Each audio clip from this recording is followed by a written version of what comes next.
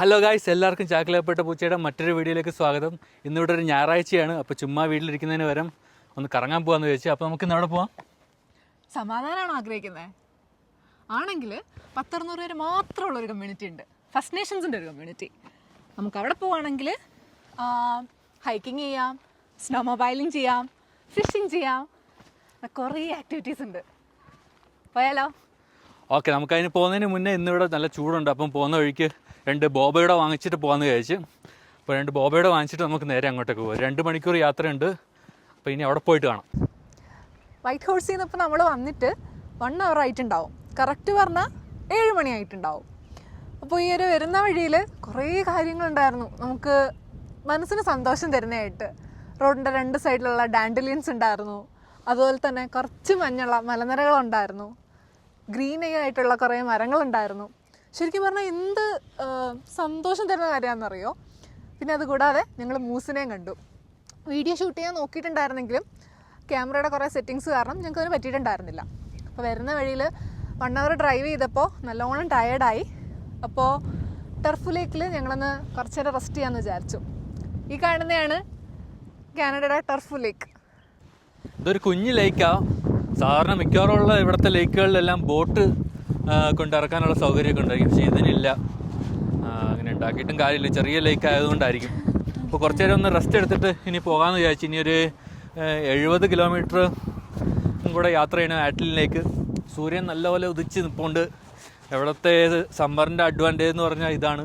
8 മണി അല്ലെങ്കിൽ 10 മണി ആയാലും ഇതുപോലെ സൂര്യൻ ഉണ്ടാവും. അതുകൊണ്ട് നല്ല വെളിച്ചം ഉണ്ടായിരിക്കും. അത്യാവശ്യം നല്ല കാറ്റൊക്കെ അടിക്കുന്നുണ്ട്. പിന്നെന്താ, ഇപ്പം ഇതൊക്കെയാണ് കാഴ്ചകൾ. നല്ല രസമുണ്ട് ഇവിടെ ഇങ്ങനെ നിൽക്കാൻ തന്നെ. ഇവിടെ അങ്ങനെ ആരുമില്ല. സൺഡേ ആയതുകൊണ്ട് എല്ലാവരും ക്യാമ്പ് ഗ്രൗണ്ടിലൊക്കെ ആയിരിക്കും. അതുകൊണ്ട് റോഡിൽ ഇങ്ങോട്ട് വരാൻ നേരവും അങ്ങനെ ട്രാഫിക്കൊന്നും ഇല്ലായിരുന്നു. അപ്പോൾ ഇങ്ങനെ വളരെ സമാധാനപരമായ ഒരു യാത്രയിലൂടെയാണ് നമ്മൾ പോയിക്കൊണ്ടിരിക്കുന്നത്. അപ്പോൾ ഇനി വഴിയിൽ ഏതെങ്കിലും കാഴ്ച ഉണ്ടെങ്കിൽ നിർത്തിയിട്ട് ഇതുപോലെ വീഡിയോ ചെയ്യാം, അല്ലെങ്കിൽ നേരെ ആറ്റ്ലിനിൽ പോയിട്ട് ബാക്കി കാണാം. നമ്മൾ ആറ്റ്ലിന് എത്താറായി. അപ്പം നാളെ പുതിയൊരു അതിഥിയും കൂടെ ഉണ്ട് നമ്മുടെ കൂടെ. അപ്പോൾ നിങ്ങൾ കാണിക്കാമെന്ന് വിചാരിച്ചത് ഒരു ബ്രൗൺ ബെയർ ആണെന്ന് തോന്നുന്നത്. കുഞ്ഞതാ, അധികം പ്രായമായിട്ടില്ല. ഒരു 1-2 വർഷം പ്രായം ഉണ്ടായിരിക്കും. പുള്ളിക്കാരൻ ഫുഡ് എന്തെങ്കിലും നോക്കി ഇറങ്ങിയതായിരിക്കും. നമ്മളെ കണ്ടതാ തിരിച്ചു പോകുന്നുണ്ട്. അപ്പോൾ ഇന്ന് നമ്മൾ കാണുന്ന 2ാമത്തെ വൈൽഡ് ലൈഫാണ്. മൂസിനെ കണ്ടെടുക്കാൻ പറ്റില്ല, പക്ഷേ ബെയറിനെ കണ്ട് നമ്മൾ കറക്റ്റായിട്ട് പകർത്തിയിട്ടുണ്ട്. അത് നമ്മളെ കണ്ട് പോകാൻ തോന്നുന്നു. നാണം കുണുങ്ങിയാന്ന് തോന്നുന്നു. കണ്ടിട്ട് ഞാൻ നോക്കുന്നുണ്ട്. അപ്പോൾ അതിൻ്റെ വഴിക്ക് പോട്ടെ, നമുക്ക് നമ്മുടെ ലക്ഷ്യത്തിലേക്ക് പോകാം.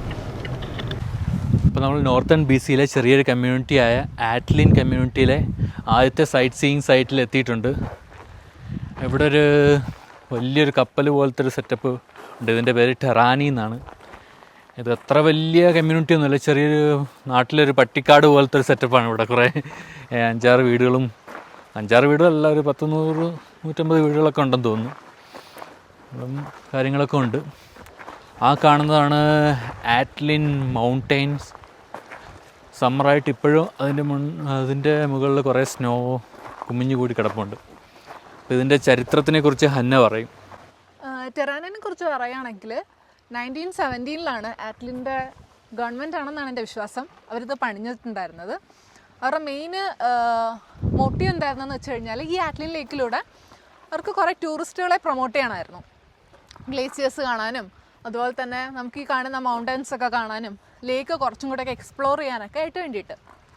അപ്പോൾ അതിനാണ് മെയിനായിട്ട് ഇവർ ഈ പറയുന്ന ടെറാനെ ബിൽഡ് ചെയ്തിട്ടുണ്ടായിരുന്നത്. അപ്പോൾ അവരുടെ പർപ്പസ് പോലെ തന്നെ ഒരു 80 കിലോമീറ്റേഴ്സൊക്കെ ഇവർക്ക് കൊണ്ടുപോകാൻ പറ്റി. പിന്നീട് ഒരു ടൂറിസ്റ്റിൻ്റെ ആ ഒരു ഫ്ലോ ഭയങ്കരമായിട്ട് കൂടിയപ്പോൾ ഈ പറയുന്ന ടെറാനയ്ക്ക് അത് ഹാൻഡിൽ ചെയ്യാൻ പറ്റാണ്ടായിപ്പോയി. അങ്ങനെ 1936 ഈ ഷിപ്പിനെ അവർ റിട്ടയർ ചെയ്യുക ചെയ്തിട്ടുണ്ടായിരുന്നത്.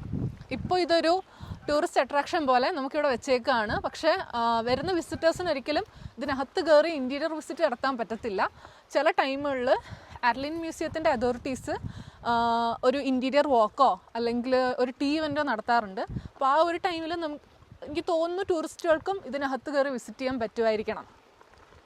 എന്തായാലും വന്നതിൽ നമുക്കിങ്ങനൊരു ഹിസ്റ്റോറിക് ആയിട്ടുള്ള ഒരു ഐറ്റം കാണാൻ പറ്റിയതിൽ നല്ല സന്തോഷമുണ്ട്. കാര്യം ടൈറ്റാനിക് പോലെ തന്നെ ഒരു മെയിൻ ഐറ്റമാണ് അറ്റ്ലിൻ്റെ ഈ ഒരു ടെറാനെ.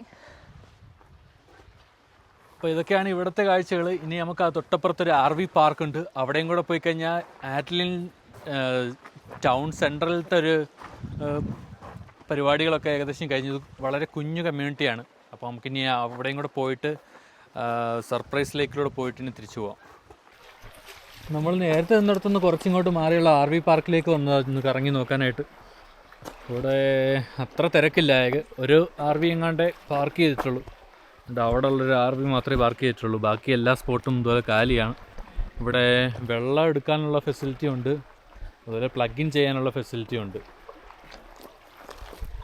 പിന്നെ ഇവിടെ ഈ ആറ്റിൽ ലേക്കിലാണ് എല്ലാവരും ബോട്ടിങ്ങിനും ഫിഷിങ്ങിനും ഒക്കെ വരുന്നത്. അപ്പോൾ ആരും കാണുന്നില്ല.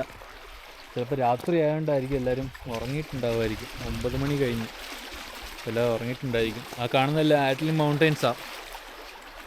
ഇവിടെ എല്ലാം ഇപ്പോഴും നല്ലപോലെ സ്നോ കുമിഞ്ഞുകൂടി കിടപ്പുണ്ട്.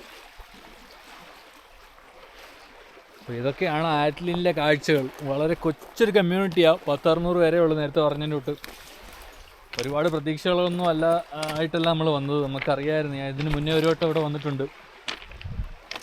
അതുകൊണ്ട് നമ്മളെ അങ്ങനെ ഡിസപ്പോയിൻ്റ് ഒന്നും ചെയ്യിപ്പിക്കുന്നില്ല.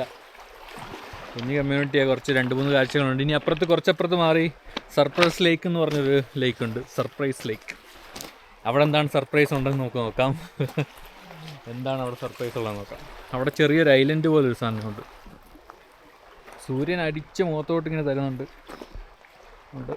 ക്യാമറയിലൂടെ കാണുന്നുണ്ടോയെന്ന് ഡൗട്ടാണ്. അല്ല, ചെറിയ തിരമാലകളൊക്കെ അടിക്കുന്നുണ്ട്. അപ്പോൾ ഇതൊക്കെയാണ് ഇവിടുത്തെ കാഴ്ചകൾ. നമുക്കിനി സർപ്രൈസ് ലേക്കിലേക്ക് പോകും. അവിടെ എന്താണുള്ളതെന്ന് നോക്കാം. അങ്ങനെ നമ്മൾ നേരത്തെ പറഞ്ഞൊരു സർപ്രൈസ് ലേക്കിൽ എന്ത് സർപ്രൈസ് ഉണ്ടെന്ന് നോക്കാൻ വേണ്ടി വന്ന് ഇവിടെ ശരിക്കും സർപ്രൈസ് ആയിരിക്കുകയാണ് നമ്മൾ. എന്താ സർപ്രൈസ് എന്ന് പറഞ്ഞാൽ ഇവിടെ ഒരു സർപ്രൈസും ഇല്ല എന്നുള്ളതാണ് ഇവിടുത്തെ സർപ്രൈസ്. സർപ്രൈസ് ആയിക്കോണം. എന്തൊക്കെയോ സർപ്രൈസ് പ്രതീക്ഷിച്ച് വന്നിട്ട് ഇവിടെ ഇതിന്റെ ലുക്ക് കണ്ട് നമ്മളങ്ങ് സർപ്രൈസ് ആവും. അതാണ് ഇതിന്റെ മെയിൻ. അങ്ങനെ ശരിക്കും സർപ്രൈസ് ആയിരിക്കും. നമ്മുടെ നാട്ടിലെ ചെറിയ ചാല് പോലുണ്ട്. ചാലെന്നൊക്കെ പറഞ്ഞാൽ അതിന്റെ ലുക്ക് പോവും. പറയല്ലേ. ഇവിടെ എന്തെങ്കിലും ഉണ്ടാവുമെന്ന് പ്രതീക്ഷിച്ച് വന്നു. പക്ഷേ ഇവിടെ ഒന്നുമില്ല. പക്ഷെ ആരും ഇവിടെ ക്യാമ്പ് ചെയ്തിട്ടുണ്ട് തോന്നുന്നു. ഫയർ പിറ്റ് പോലത്തെ എന്തൊരു സാധനമൊക്കെ ഉണ്ടാക്കിയിട്ടുണ്ട്. ബോട്ടിങ് പോലും ചെയ്യാൻ പറ്റും തോന്നുന്നില്ല. അത്രയ്ക്ക് ഡെപ്തൊന്നും ഇല്ല കണ്ടിട്ട്. എന്തായാലും 10-20 കിലോമീറ്റർ ഗ്രാവൽ റോഡിലൂടെ ഓടിച്ചു വന്ന് ഞങ്ങൾ ശരിക്കും സർപ്രൈസ് ആയിട്ടുണ്ട്.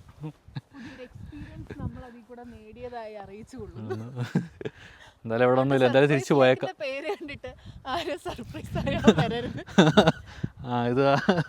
ഇതിവിടെ വരുന്നവർക്ക് പണി കൊടുക്കാനായിട്ട് മനഃപൂർവ്വം പേരിട്ട. എന്തായാലും നമ്മളിവിടെ വന്ന് സർപ്രൈസ് ആയിരിക്കുകയാണ്. ഇനി എന്തായാലും തിരിച്ചു പോകാൻ. ഇനി ഇങ്ങോട്ട് വന്ന വഴിക്ക് കോമോ ലേക്ക് അല്ലേ, കോമോ ലേക്ക് എന്ന് പറഞ്ഞ ലേക്ക് ഉണ്ടായിരുന്നു. അവിടെ പറഞ്ഞു കഴിഞ്ഞാൽ കാനഡയുടെ ഒരു 60% ലേക്കാണെന്ന് തന്നെ ഞാൻ പറയും. വന്ന നാള് തൊട്ട് ഞാൻ കണ്ടോണ്ടിരിക്കുന്നത് മൊത്തം ലേക്കാണ്. അപ്പോൾ അതിലെ ലാസ്റ്റ് വണ്ണായിട്ട് കോമോ ലേക്ക് ഞങ്ങൾ കാണിക്കുന്നതായിരിക്കും. കോമോ ലേക്കൂടെ പോയിട്ട് ഇനി നമുക്ക് വീട്ടിൽ പോയേക്കാം. അങ്ങനെ ഇന്നത്തെ പരിപാടി അതോടുകൂടി കഴിയുന്നതാണ്. അവിടെ ഇങ്ങോട്ട് വരുന്നവർക്ക് സീപ്ലെയിനൊക്കെ നിർത്തിയിട്ടേക്കുന്നുണ്ട്. അപ്പോൾ അവിടെയും കൂടെ ഒന്ന് ഇറങ്ങി ഇങ്ങനെ റിലാക്സ് ചെയ്ത് ഒരു 10 മിനിറ്റ് ഇരുന്നിട്ട് അങ്ങനെ അങ്ങ് പോയേക്കാമെന്ന് വിചാരിച്ചു. അപ്പോൾ ഇനി അടുത്ത സ്റ്റോപ്പ് കോമോ ലേക്ക്. അപ്പോൾ നമ്മുടെ ഇന്നത്തെ അവസാനത്തെ ഡെസ്റ്റിനേഷനായ കോമോ ലേക്കിൽ എത്തിയിട്ടുണ്ട്. ഇവിടെ അത്യാവശ്യം കുഴപ്പമില്ല, നല്ല രസമുണ്ട് കാണാൻ. ആൾക്കാർ ബോട്ടിങ്ങിനും ഫിഷിങ്ങിനും ഒക്കെ വരുമെന്നുണ്ടെന്ന് തോന്നുന്നു. അതോടൊപ്പം ഇവിടെ സീപ്ലെയിൻ്റെ പരിപാടിയുണ്ട്. ഏതെങ്കിലും ടൂർ കമ്പനി ആയിരിക്കും നടത്തുന്നത്. ഇതുപോലെ ആൾക്കാരെ 3-2 ഗ്രൂപ്പായിട്ട് തിരിച്ചിട്ട് സീപ്ലെയിൻ ഇവിടുന്ന് ഇങ്ങനെ പൊങ്ങി ഇങ്ങനെ റൗണ്ട് അടിച്ചിട്ട് ഇങ്ങനെ കറങ്ങി വരുന്ന ടൂർസൊക്കെ നടത്താറുണ്ടെന്ന് തോന്നുന്നു. കാരണം മൂന്നെണ്ണം ഇവിടെ പാർക്ക് ചെയ്തിട്ടുണ്ട്. ഇവിടെ ഒരു 4ാമത്തേതിനും കൂടെ ഉള്ള സ്പേസ് ഉണ്ട്. അപ്പോൾ ഇവിടെ സ്ഥിരമായിട്ട് ഇങ്ങനെ ഈ പരിപാടി നടക്കുന്ന സ്ഥലമാണ്. അപ്പോൾ ഇവിടെ 10-10:30 കഴിഞ്ഞു. എന്നാലും സൂര്യൻ്റെ ചെറിയ പ്രകാശമൊക്കെ ഉണ്ട്. സൂര്യൻ അസ്തമിക്കാറാവുന്നേ ഉള്ളൂ.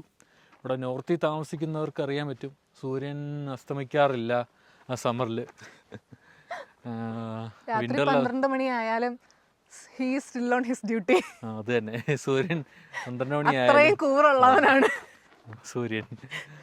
അപ്പം വിൻ്ററിൽ നേരെ തിരിച്ചായിരിക്കും. അപ്പോൾ ഇന്നത്തെ യാത്രയും പരിപാടികളൊക്കെ അവസാനിപ്പിക്കാറായി. അപ്പം വീഡിയോ ഒക്കെ എല്ലാവർക്കും ഇഷ്ടപ്പെട്ടെന്ന് വിചാരിക്കുന്നു. അപ്പം അഡിയോസ്.